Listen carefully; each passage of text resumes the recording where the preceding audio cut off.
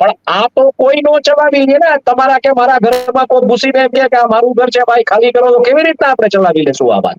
અને જો હજી તમે કહું છું કે કોર્પોરેટ વોરના એંધાણ ક્યાંથી થાય છે, આજ સુધી કોઈ દિવસ આવા વિઝ્યુઅલ્સ અદાણી ગ્રુપના આવ્યા નહોતા. અને હવે ખેડૂતો એમ કે તમે સાખી નહીં લે, એટલે ઘણું એ લોકોએ સહન કર્યું છે.